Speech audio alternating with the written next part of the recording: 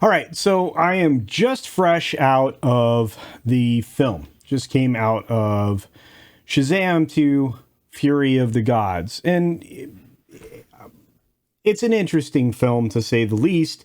Again, I went into the film having really very little expectation, I didn't anticipate anything about it being good. And it actually turns out to be inoffensive for the most part. Now, yes, there are woke elements in it. Yes, there are intersectional elements in it. Yes, there's goofy stuff about, sexuality and things like that in it. There's also quite an inappropriate moment, which you'll get, which seems like an age difference problem between two characters as far as a romantic interest, and you'll have to source that for yourself, because I'm not going to dive into spoilers right at the front of the review. Let's see. Let's start here. Before the film ran, I got to see a weird preview thing for this new TV show called Dig Man, which I thought was terrible. It's definitely a Rick and Morty garbage kind of a thing. I think it's going to be on Comedy Central or something like that. Then I got to see on the big screen the terrible trailer for Teenage Mutant Ninja Turtles.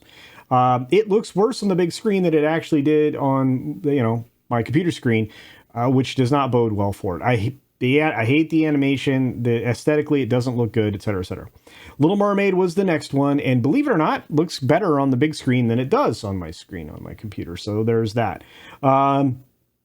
Then there's a film called Teenage Kraken, which is coming from DreamWorks, which actually doesn't look all that bad. So there's that. The Barbie movie, I'm not the audience for that. It's probably going to do pretty well in the box office. And then finally, The Flash was where things ended up. And on the big screen, it seems less interesting the more times I've seen it. Of course, in this film, there's a lot of female power. Of course. Why? Well, all of the gods are female. The ones that are left, anyway. That's a problem. You, of course, from the first film, I think, if I remember correctly, you had the staff, right? That the bad guy was trying to get, and Shazam breaks the staff, right? Well, that becomes a focal point for this film, and it's how essentially the gods return, and then they return their power for the most part. If he hadn't broken it, then it doesn't sound like that would have worked, because he kind of broke the spell. Spoiler. The gods do have some interesting powers, which I thought was an interesting twist here. Very enjoyable. And I'm going to say something. The three goddesses were all excellent at their characters. They did a great job. The acting was wonderfully done. Helen Mirren, believe it or not, actually carries off Menace, which I didn't think could be possible, but she does a good job. There's a weird moment there where, you visit a well, it's not really a psychiatrist, but acting in the role of a psychiatrist is essentially a pediatrician, but that's a weird thing. There are multiple references to sexual identity with a particular character. I'm sure you'll figure that out. Let's see, there is kind of a neat peril scene at the beginning of the film, which I enjoyed, with lots of rescuing and things like that.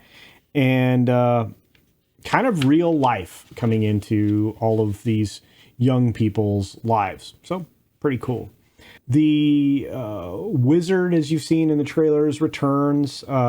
He is forced to repair the broken staff. There's a love interest for Freddy. I think that's the younger kid's name, with the crutch. And there is a reference to, but not an actual appearance of, Wonder Woman early in the film.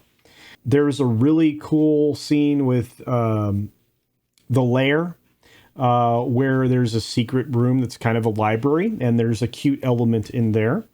There is a rooftop scene, very reminiscent of Spider-Man, and references to the Tree of Life and the seed from the Tree of Life. The dome scene is featured early in the film that you've already seen in the trailer. The neat thing about the library, and I'm not giving everything away here, but this is a little spoilery. The neat thing about the library is that there's magic parchment that can actually be sent to the gods, so you can correspond with the gods that way. Pretty interesting. There's kind of a couple of really cute little love scene-y things in the film overall. I keep writing down on my notes that Helen Mirren does a good job, because she really did. Even at the end, it was great. 3 jokes in the film that actually landed, which was surprising. The CGI, for the most part, was much better than anything we've gotten out of the MCU, which is saying a lot.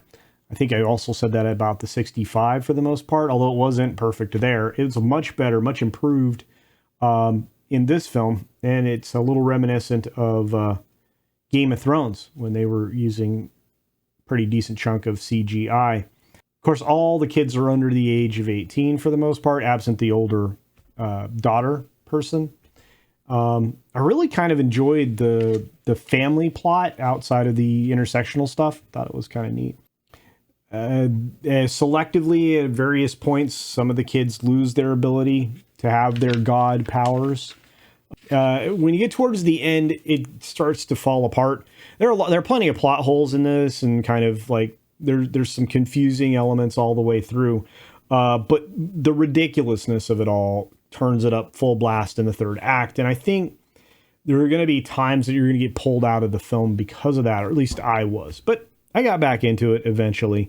I'm going to say this for all of you who are going to see the film yourselves. Skittles unicorn.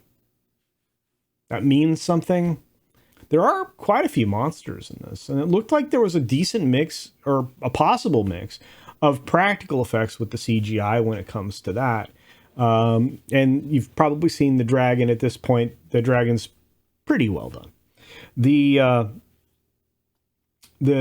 end is exactly what you expect. Absolutely everything down to the last possible second is predictable at the end of the third act. And yeah, you've already been spoiled and know that Wonder Woman's in it. So there you go. All in all, it's inoffensive. That's kind of the word I'm going to use for this thing. It could have been much better, and it could have been far worse. If I were going to rank it, and I guess I always do that, it would be average. Maybe 2.8 out of 5 stars. Maybe if you're doing a 10-point scale, maybe a 5.5, almost a 6. It wasn't, like you said, it first of all, it's not worth the money. You watch it on streaming, which I hate to say, at least in my opinion. But like you said, I mean, there were elements there that weren't terrible.